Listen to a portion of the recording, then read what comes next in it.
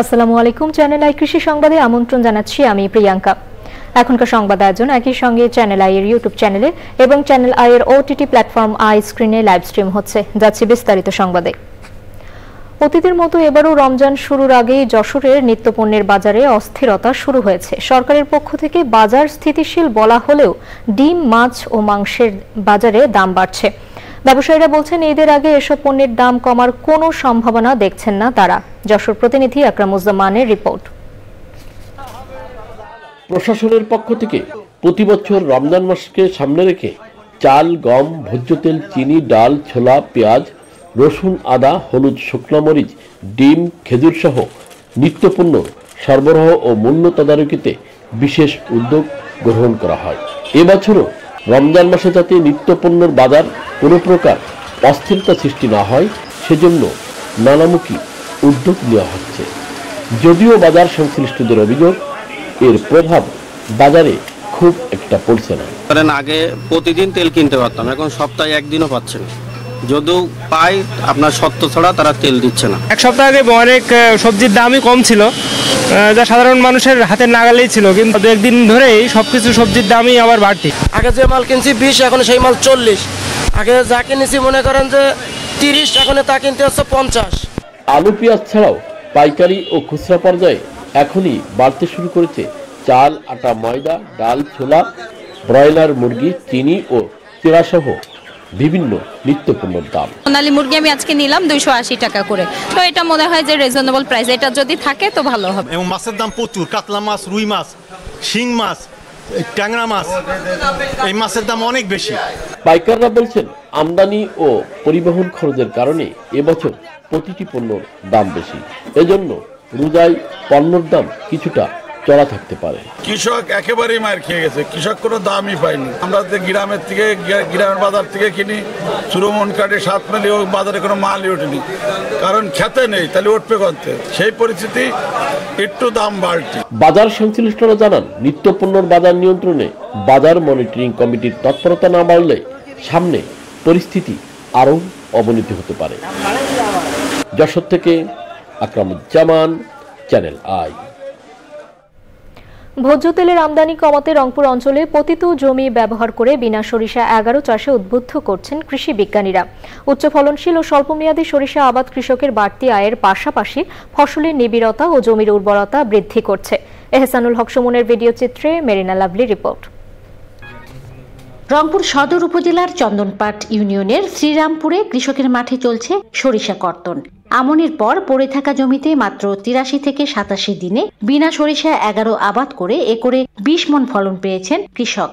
স্বল্প খরচে 5 থেকে 6 গুণ লাভ হওয়ায় সরিষা আবাদে হাসি ফুটেছে কৃষকের মুখে। পানি একচলান খায়, হাল চাষও কম খায়, ফলন তো ভালো। আমরা এইটা বাড়তি ফসল পাইতেছি, আমাদের 3টা ফসল হইতেছে। এখন আমরা সরিষা আবাদ করে তেল পাচ্ছি, আবার খৈল পাচ্ছি। সরিষার যে গাছটা আছে তা আমরা জ্বালানি কাজে ব্যবহার করতেছি। আমরা শস্য আবাদ করি, আমার ডালপাল গিলে মাটি পড়িয়ে জমির মধ্যে পড়িয়ে আমার সার আইলে আমার উপকার হচ্ছে। বাংলাদেশ পরমাণু কৃষি গবেষণা ইনস্টিটিউট বিনার গবেষণা কার্যক্রম শক্তিশালীকরণ প্রকল্পের অর্থায়নে এবছর রংপুর অঞ্চলের 5 জেলায় 50 একর জমিতে আবাদ হয়েছে বিনা সরিষা 11। বাংলাদেশে প্রায় 23 লক্ষ হেক্টর জমি আসে, যেখানে 2টি ধান হয়। প্রথমে আমন ধান হয়, তারপরে বোরো ধান হয়। এই 2 ধানের মাঝখানে আমরা এই সরিষাকে ইনক্লুড করে আমরা ভোজ্য তেলের আমদানি কমিয়ে আনতে। কৃষকের আয় বৃদ্ধিতে 2 ফসলি জমিকে 3 ফসলে রূপান্তর, সরিষার পাশাপাশি স্বল্পমেয়াদী উচ্চ ফলনশীল ধানের জাত সম্প্রসারণের কথা জানিয়েছে কৃষি বিভাগ। বিধান 75, বিধান 87, বিধান 95, বিনারও জাত আছে, বিনা 7, বিনা 17। এই জাতগুলো আবাদ করার পরে আমরা যদি সরিষার আবাদ করি তাহলে অনায়াসে আমরা বোরোটা আবাদ করতে পারবো। এক্ষেত্রে কৃষকের কোনো ক্ষতি হবে না, কৃষক আর্থিকভাবে লাভবান হবে। সরিষা আবাদে উদ্বুদ্ধ করতে রংপুরে কৃষকদের নিয়ে মাঠ দিবস অনুষ্ঠিত হয়েছে। রংপুর থেকে মেরিনা লাভলি, চ্যানেল আই। খাগড়াছড়িতে কৃষি উন্নয়নের মাধ্যমে পুষ্টি ও খাদ্য নিরাপত্তা জোরদারকরণ প্রকল্পের আওতায় কৃষি প্রযুক্তি ও পুষ্টি মেলা হয়েছে। প্রধান অতিথি ছিলেন খাগড়াছড়ি পার্বত্য জেলা পরিষদ চেয়ারম্যান জিরুনা ত্রিপুরা। কৃষি সম্প্রসারণ অধিদপ্তরের উপপরিচালক মোহাম্মদ বসিরুল আলমের সভাপতিত্বে বক্তৃতা করেন জেলা পরিষদ সদস্য প্রশান্ত কুমার ত্রিপুরা ও অন্যরা। বক্তারা এ সময় সকলকে পুষ্টি সম্পর্কে সচেতন হওয়ার পরামর্শ দেন। পরে শিক্ষার্থীরা গাছের চারা বিতরণ করা হয়।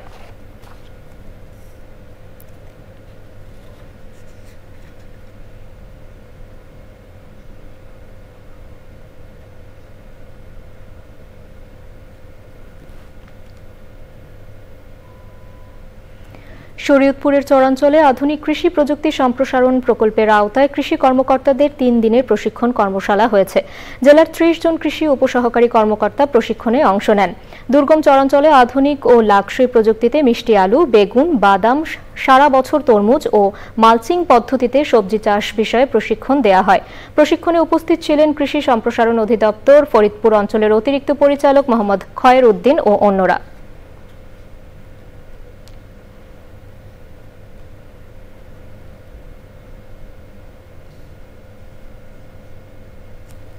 যে কৃষক যোগায় ক্ষুধার অন্ন, সে কৃষক আজ কেন বিপন্ন স্লোগান নিয়ে বরিশালে মানববন্ধন করেছে বাংলাদেশ কৃষক ঐক্য পরিষদ। সংগঠনের জেলা আহ্বায়ক SM জাকের হোসেনের সভাপতিত্বে বক্তৃতা করেন সংগঠনের কেন্দ্রীয় মহাসচিব সুলতান হোসেন, কৃষিবিদ ডক্টর চিত্তরঞ্জন সরকার। মানববন্ধনে বক্তারা উৎপাদিত ফসলের ন্যায্য মূল্য নিশ্চিত করা সহ 11 দফা দাবি তুলে ধরেন।